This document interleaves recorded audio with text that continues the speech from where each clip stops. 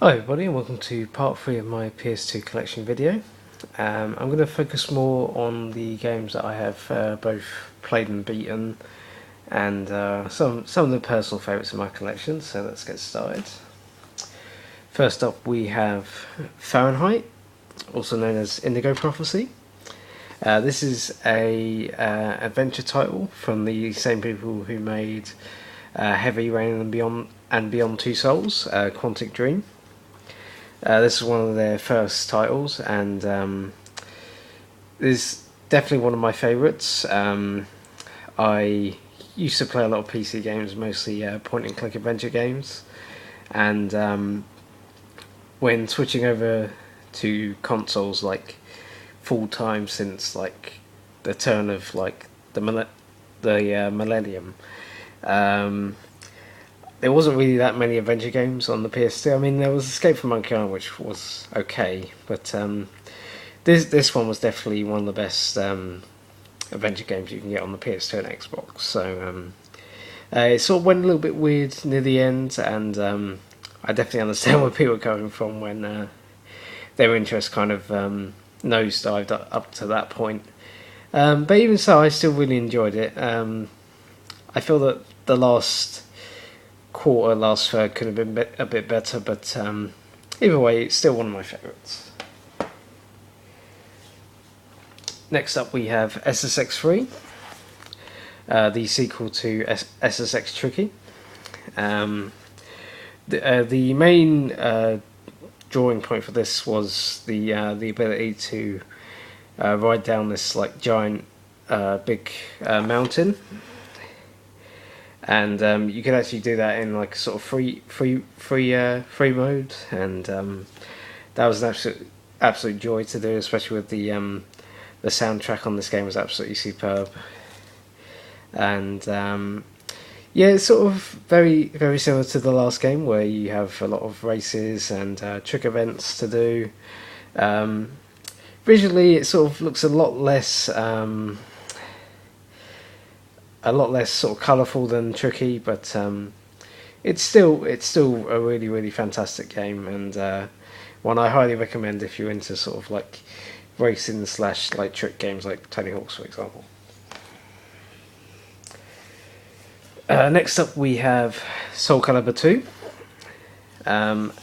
a fantastic fighting game from Namco, who also made the Tekken series. And in this version, the PS2 version, it comes with Heihachi from the Tekken series. And this, along with Tekken 2 on the PS1, is one of my absolute favourite fighting games. I'm not really a fighting fan, but a fighting game fan. But this is one of my personal favourites, especially the campaign modes that you can create your own fighter and sort of go for all these like challenges and stuff, and it's really cool. Next up we have Max Payne 2. Now this is the sequel to the original Max Payne, and this follows, it's almost like whereas the first game you sort of lost your family and you're out for revenge. This game focuses more on Max's relationship with Mona Sachs, and he's sort of trying to find a reason to sort of keep on sort of living, basically, and he sort of feels like she's his like only like ticket into sort of making that happen, and you sort of try your best to sort of take out this organisation, and who's sort of conspiring against you. And yeah, it's a really fantastic piece of storytelling.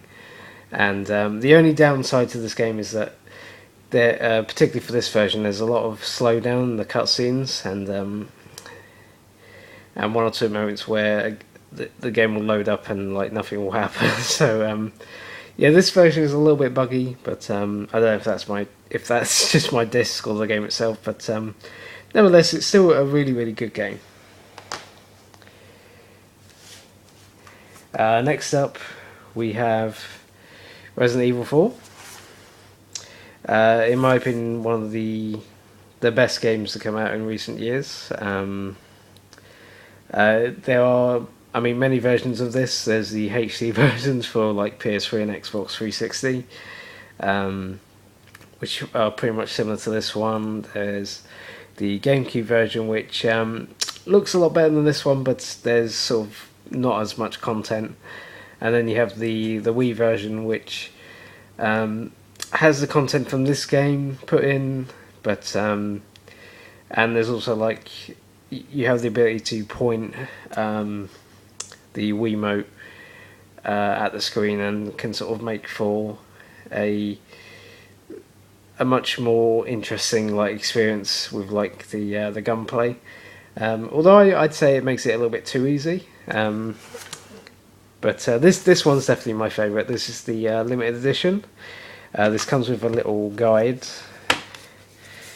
Well, the instruction manual, and also there's a little sort of mini guide to sort of like get you started.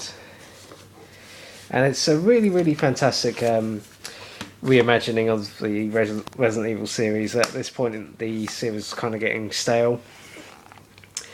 And Shinji Mikami tried to do something a little bit different, go with a more action-based, over-the-shoulder, third-person experience, and it still holds up today. And some may say, yeah, it's not that scary, but when you compare it to like Resident Evil 5 and 6, it's a lot scarier than I think a lot of people give it credit for, especially the final chapter, where you come against the regenerators. Those things are fucking terrifying in my opinion, but yeah, really fantastic game. If you haven't played it, you definitely should. Next up, we have the original Max Payne. As I said, this one had a lot more elements in terms of like platforming. You had like these dream sequences, which were a lot less common in the sequel, but that was definitely the main highlight of this game. Although I feel like there was a little bit too much platforming to the point where there was like really frustrating segments. But it's a really fun third-person shooter. With the it was one of the first games to introduce this mechanical bullet time, where you sort of like dive in slow motion, and also like use slow motion in order to like dodge, like run away from like bullets and like shoot guys before they can kill you. So there's a really interesting comic book strip like cutscenes, which add to the whole like atmosphere of this series. I feel like the third one really sort of changed a bit too much, and I didn't really like it that much. But the first two games are absolutely superb, and they're tough, but not to the point where you sort of give up. But yeah, really good series. Next up, we have Mr. Mosquito, which is a very bizarre Japanese game. You basically play this mosquito and sort of try and cause havoc for like the Yamada family, I believe it's called, throughout the whole summer, and like it basically involves, I believe, 9 or 10 levels, and they get progressively harder as like you keep going. There's a lot of little secrets you can find to make the experience that little bit easier. And yeah, it's a short game as well. I don't believe it took me more than like 2 to 3 hours, and yeah, it's a really fun, quirky little game, and yeah, I highly recommend it. Oh, just bear with me for 1 second. sorry, the glare's a little bit dodgy in this video. I was trying to sort that out. Next up we have Burnout 2. Oh, damn light.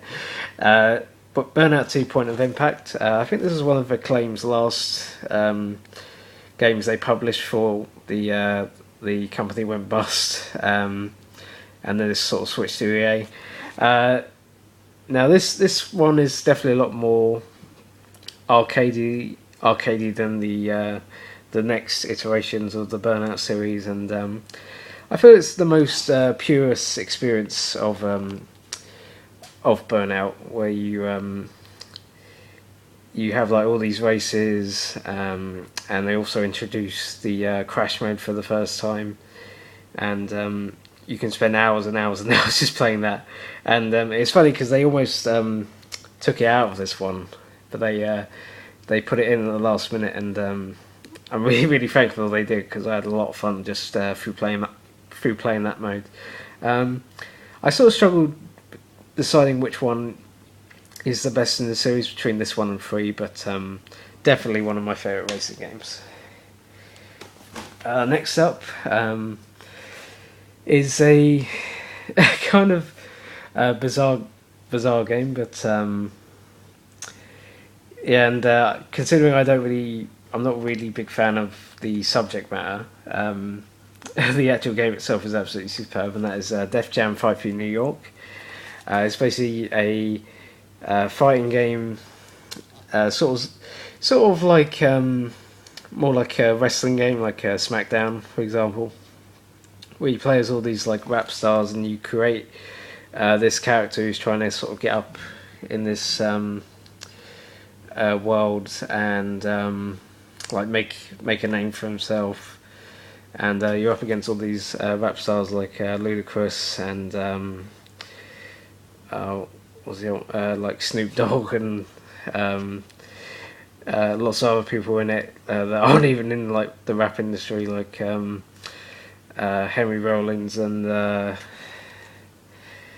like Carmel Electra for some reason. But yeah, it's a really fantastic fighting game. Surprisingly good music, even though I'm not a big fan of like rap. The music kind of works for like adds to the experience of it, and definitely one of the most underrated games on the PS2. Next up we have Call of Duty Finest Hour. This is the first in the Call of Duty series, originally on the PC, but there was a version made for the I believe both PS2 and Xbox, and possibly even GameCube, I'm not quite sure. And you basically go through 3 campaigns. You start off in the Russian campaign, I believe, and then you go to the British campaign, and then finishing off with the American campaign. And it's a really immersive sort of look at sort of World War II, and a variety of different missions you can experience in. There's tank missions, there's like the typical assault missions on the outposts, and there's like driving missions where you like control a turret and try and take out enemies that way, culminating in a final mission where you have to sort of snipe a load of soldiers while you're going across this bridge. And it's a really entertaining experience, and I kind of wish the Call of Duty series was, sort of went back to this, rather than being like 5-hour like hollow like random shit that happens, you know. And yeah, I wish it was more given more respect like these games do. Next up we have Tiger Woods PGA Tour 2004. This is one of the few, I think the only golf game I own at the moment. Oh no, apart from Mario Golf on the GameCube. Now I did actually play the 2003 version first, mainly because it was the first time they used the analog stick control, and I thought it was interesting enough to give it a go, because it seemed like an interesting idea, and it was surprisingly good. And then they released this one and made it even better. More, so many more modes you can do. There was this one particular mode where you can like play several like tournaments and other like challenges through the use of like the PS2 clock. You had like a calendar, and there'd be like certain events on certain days, and you could sort of mess around with the PS2 clock and sort of put it to that day so you can like give it a go. And yeah, really good custom creation mode. A lot of really cool mini games, and just really a really good package. I don't have many sports games compared to when I used to, but that's one of my personal favourites anyway. Next up we have Burnout 3 Takedown. Now this is the first Burnout game published by EA, still developed by Criterion. And the only criticism I can give to this is the commentator who sort of talks during the like before events and stuff, and yeah, he's a little bit annoying, but everything, I have no other real complaints about it. It looks fantastic, it plays really well, really intense, like racing. I felt like Revenge was a little bit too fast, but this one got the balance just right between like speed and control. And the crash mode is made even better. You have like multipliers and like items you can pick up during like the crash mode, and sort of gives it a little bit added edge of like getting a high score and all that. And yeah, really fantastic driving game. Next up we have Escape from Monkey Island. This one's an interesting one because this was the first game I got for my PS2 when I got it for my birthday way back in 2001, I believe it was. And I got this and NBA Street. I didn't really think much of NBA Street, but I did enjoy this one because I played Curse of Monkey Island previously, and I really had an absolute blast with that one. I don't think this one was quite as good as that, the third game, but mainly because the graphics didn't really, even back then, just didn't look right, and they haven't aged well at all, as you can see. But still a solid adventure game, worth picking up if that's your thing. So. Next up we have Grand Theft Auto Vice City Stories, and this is a sort of prequel to GTA Vice City, and you play as Lance France's brother. I believe his name is Vic Vance, yep. And basically sort of covers events that happened before GTA Vice City. A very sort of interesting relationship between Vic and this like woman you sort of meet up with during a certain mission, and Lance shows up at a certain point, and yeah, you won't believe how different he looks compared to Vice City. It's quite a it's quite a hilarious surprise, and yeah, for me this is the weakest one in the series, but even so, it's still a really fun game if you're into like GTA. Next up, speaking of GTA, we have San Andreas, and this is the sort of third game released on the PS2 for GTA, and you play as CJ, who's just come back from the East Coast, and has come back to his home in the West Coast, and gets immediately sort of like warned by the local law enforcement, and your goal is to basically try and make something of yourself, as you know most GTAs do encourage you to do. But I feel this is the not my favourite, but the amount of stuff you can do, like the ability to fly planes for the first time, the RPG system where you can sort of work on like your the ability to sort of run as much as possible, your physical strength, your sort of ability to breathe underwater, um, the way you can sort of make yourself as like in shape or as fat as possible, which is always a laugh when you like eat a bunch of like fast food and then like CJ looks like a blob. just really really funny stuff. The missions, the voice acting from the likes of James Woods and Samuel Jackson. Probably one of the most respected like entries of the series in terms of the size and like the quality of the voice acting and voice actors who worked on this game, and yeah, really really fantastic entry in the series. Next up we have Dark Chronicle, which is the sequel to Dark Cloud, also known as Dark Cloud 2 in America. And this is a JRPG with real-time combat, and you can also manipulate the world by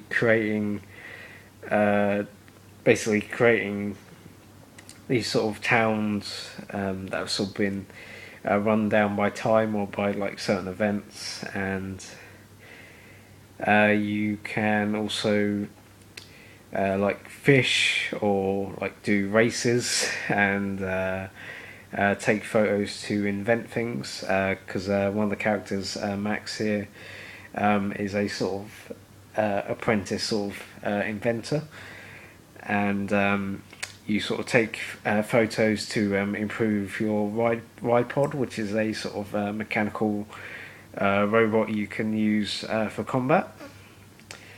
You also play as Monica, who is a sort of princess who finds out her dad has been like murdered by this unknown assassin, and you have to find out what's going on. The story is really really interesting. The amount of dungeons you can explore is almost endless. The only criticism I can give about this game is that it's very incredibly long. I played this game for upwards of like 80 to 90 hours or so, and it just felt like it never ended. You can also you don't really level up your character, you sort of level up your weapons, and you can sort of mould them in sort of many different ways with these sort of like gems, and depending on which ones you use, can sort of, because there's several different like skill trees you can sort of upgrade your weapons towards, and depending on which ones you choose, you get different outcomes, which is also pretty cool. And yeah, one of my personal favourite games. I don't really play a lot of JRPGs up until this point, and this is definitely the one that sort of got me into the like that genre. So next up we have SmackDown, Here Comes the Payne, with Brock Lesnar on the front cover. This is when he was like first in WWE, and was in it full time, believe it or not like 3 times a year like he is now.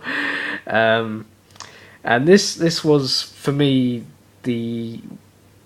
one of the greatest wrestling games ever made, and still is in my opinion. The first game on the PS2, Just Bring It, really wasn't that good at all in my view. I kind of skipped Shut Your Mouth, which was the 4th game in the series, and then this one, the 5th game in the series, just took everything that from what made the PS1 games so addicting, and took that along with like the newer games, like graphical power and like the ability, like the areas you could like explore. It just made it like one big like wrestling playground that you could play as much or as little as you wanted to.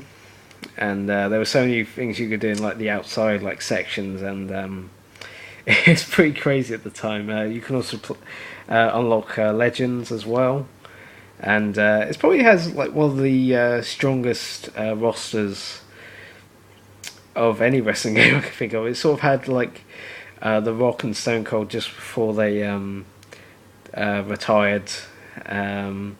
You had like the newer sort of WCW, ECW Alliance members who sort of come in. You had guys like Brock Lesnar who just sort of were starting to make a name for themselves, and Undertaker was still there. And yeah, really, really fantastic wrestling game. And if you're a fan of that, then this one of the best games you can hope to get. Next up, we have Shadow of Rome. This is from Capcom, and this is a action / stealth game. It's sort of half action where you play as Agrippa here, but the reason that it probably wasn't as great as or as remembered as like other games on this video is because of the stealth sections starring this sort of Raiden lookalike here. They really brought this this game like stopping to like a screeching halt, so to speak. And but well, if you can sort of like tolerate those bits, the Agrippa sections, like you have the sort of Colosseum like fights, and there's also chariot races, which are pretty cool. The story is pretty interesting. Basically, your character is accused of assassinating Caesar, and you're trying to make your way out of this captivity in order to like clear your name. And it's a really, really good Capcom game. This is an era where I felt that they were the one of the kings of like like any game they brought out was more or less like gold. So next up we have Medal of Honor Frontline. Probably the only Medal of Honor other than Underground on the PS1, which I've oh no, I did beat Rising Sun, but I didn't really think much of it. This one, however, was one of my early sort of favourites on the PS2, just for that opening section, storming Normandy Beach, and just absolutely fantastic at the time. You look at it now, it just looks horribly dated, but at the time it's just one of these sort of like biggest sort of wow moments in the game. Like, just couldn't believe the amount of stuff going on at the same time on the console, no less. And yeah, really, really solid FPS. Doesn't quite reach the heights after the opening section, but it still has a pretty good storyline. It keeps you interested enough to keep playing until the end.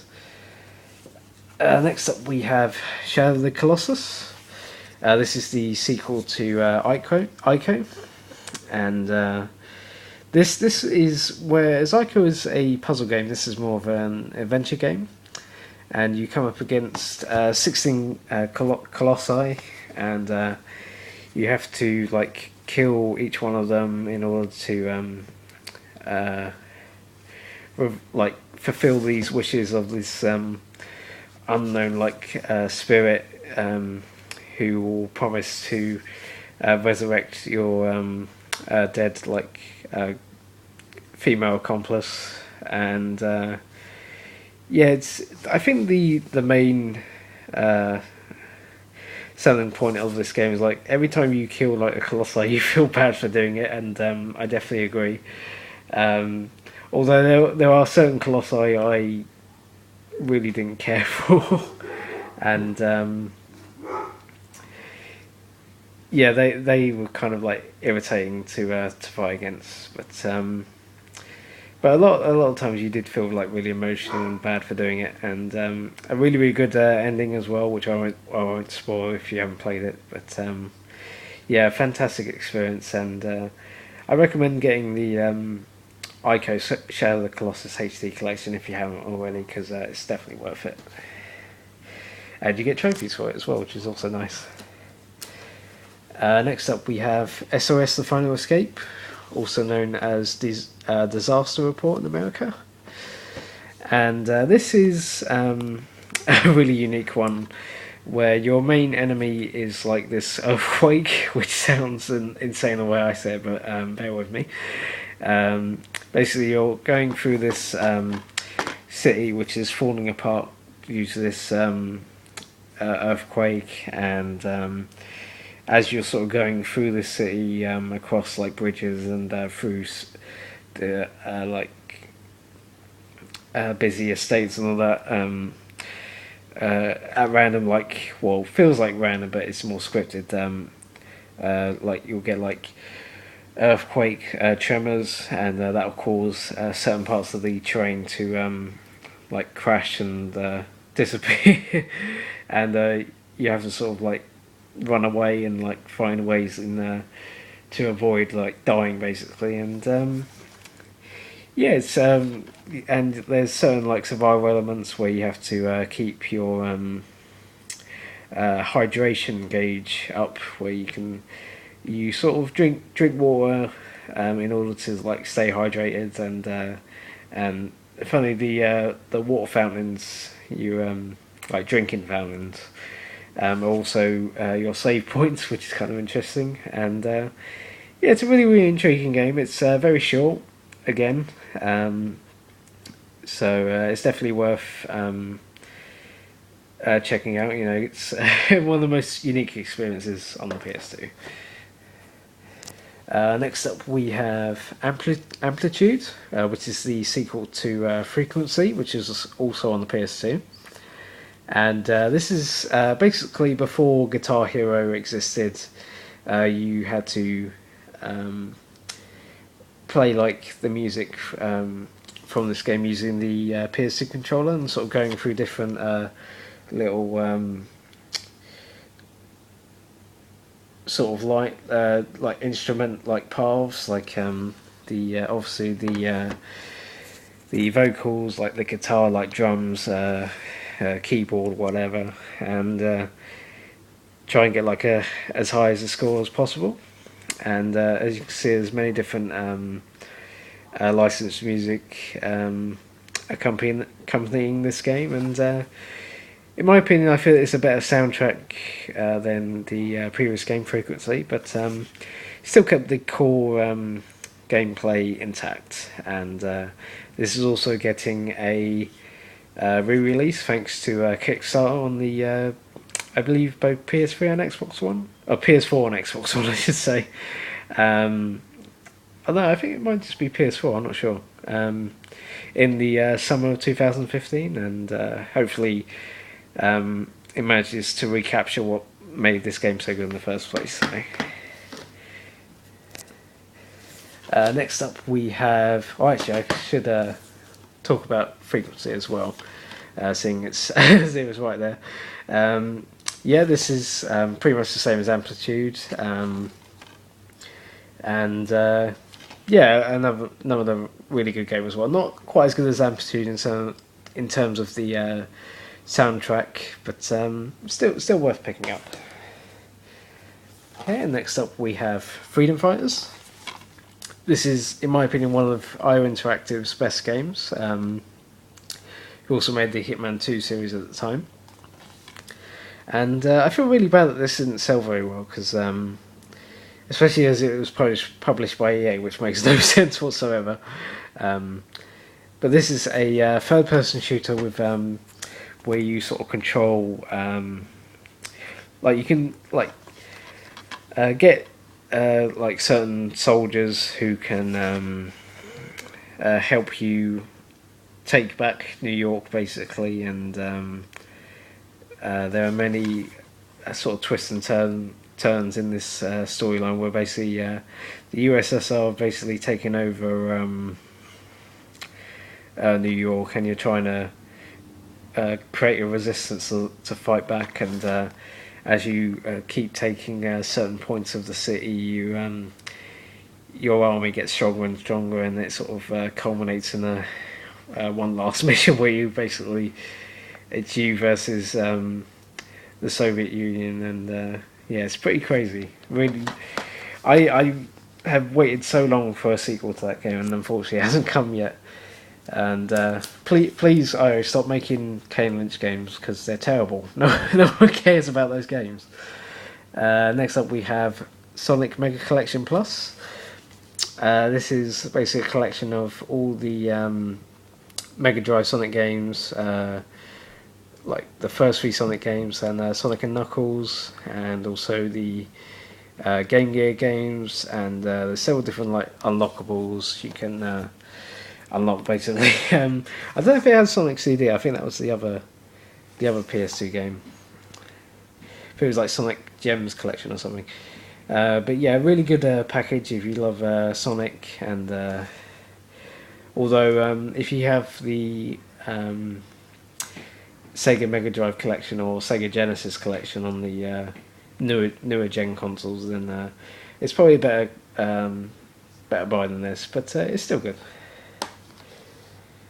Okay, and that is it for part 3 of my PS2 collection video. I hope you enjoyed it, and stay tuned for, I'd probably say, another 2, if not, I'd say another like 1 to 2 parts. But thank you very much for watching. I'm Skip the End, and I will see you next time.